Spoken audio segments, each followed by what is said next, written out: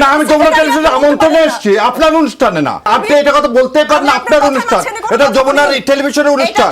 কখনো ঝাঁঝালো বক্তব্য, কখনো অন্যায়ের বিরুদ্ধে খুর ধরা প্রতিবাদ, এই দুই মিলেই গড়ে উঠেছে ব্যারিস্টার এস.এম. শাহরিয়ার কবিরের পরিচয়। সাম্প্রতিক সময়ে দেশের বিভিন্ন টেলিভিশন টকশোতে তিনি হয়ে উঠেছেন সবচেয়ে আলোচিত মুখ। ধর্ম অবমাননা, ইতিহাস, রাজনীতি, গণতান্ত্রিক আন্দোলন, প্রায় সব বিতর্কিত ইস্যুতেই তিনি নিজের অবস্থান স্পষ্টভাবে তুলে ধরেছেন। টকশোতে অনেক অতিথি থাকেন, কিন্তু ধর্ম অবমাননার বিরুদ্ধে কথা বলতে খুব কমই কণ্ঠ ওঠে। এমন মন্তব্যের সঙ্গে নিজেকে যুক্ত করেন শাহরিয়ার কবির। বাউল শিল্পী আবুল সরকারের আপত্তিকর মন্তব্য এবং সূরা আন-নাস নিয়ে বিভ্রান্তিকর ব্যাখ্যার বিরুদ্ধে সরাসরি প্রতিক্রিয়া জানান তিনি। তার ভাষায় নাচ মানে মানুষ, সেটাকে বানানো হচ্ছে নাচ। আল্লাহ নাকি তাকে নাচতে বলেছেন। এত বড় দুঃসাহস দেখায় একজন শিল্পী, আর আপনি মুসলমান হয়ে সেটা মেনে নেন। এটাকে যদি মব বলেন তবে আপনার ঈমান কোথায়? এই বক্তব্য টকশো স্টুডিওর ভেতরেই তর্ক বিতর্কের ঝড় তোলে। ধর্মীয় ইস্যু ছাড়াও রাজনৈতিক আলোচনায় তার ভাষায় রীতিমতো আগুন ছড়ায়। সম্প্রতি সাংবাদিক এম.এ. আজিজের সঙ্গে এক টকশোতে উপস্থিত হয়ে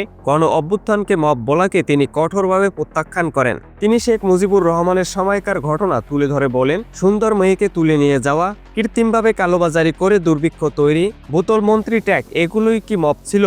তার বক্তব্যকে অনেকেই তীক্ষ্ণ ও সাহসী হিসেবে দেখেন, তবে সমালোচকরা তাকে জামাত ঘেঁষা বলতেও ছাড়েন না। শাহরিয়ারের নিজের ব্যাখ্যা, বাংলাদেশে কেউ নিরপেক্ষ না, আমারও একটা দল পছন্দের অধিকার আছে, এটুকু বলাই আমাকে দেশ ছাড়া করা হয়েছিল।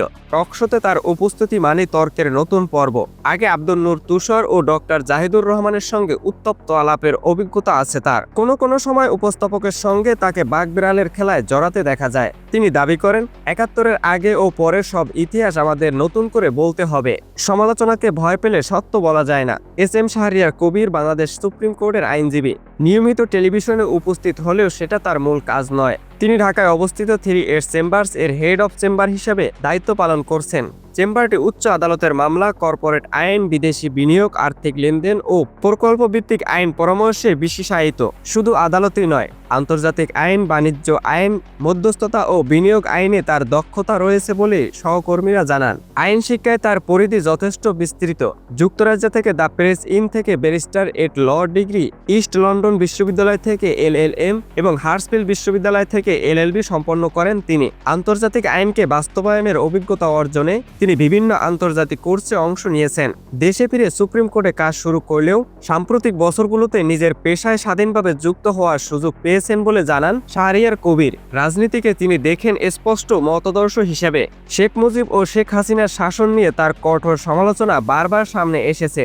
অন্যদিকে সাবেক রাষ্ট্রপতি জিয়াউর রহমান ও বেগম খালেদা জিয়ার বিষয়ে তার অবস্থান তুলনামূলক ইতিবাচক। পরিবর্তিত রাজনৈতিক বাস্তবতায় জামাত বিএনপির দূরত্ব বাড়লেও শাহরিয়ারের বক্তব্যে কখনো কখনো জামাত প্রসঙ্গ উঠে এসেছে। এতে তাকে জামাতের এজেন্ট বলা হলেও তিনি তা নিয়ে উদাসীন। একজন আইনজীবীর জন্য টকশোতে এত বেশি জনপ্রিয়তা অস্বাভাবিক, এমন মন্তব্য আছে। তবে তার ধারালো যুক্তি, তর্ক করার দক্ষতা ও ইতিহাস উপস্থাপনে আত্মবিশ্বাস তাকে আলোচনার জায়গায় আলাদা করে রেখেছে। সমালোচনায় ঘেরা থেকেও তার বক্তব্য থাকে শক্তিশালী। দর্শকরা হয়তো তাকে ভালোবাসেন, নতুবা বিরোধিতা করেন, কিন্তু উপেক্ষা করেন না।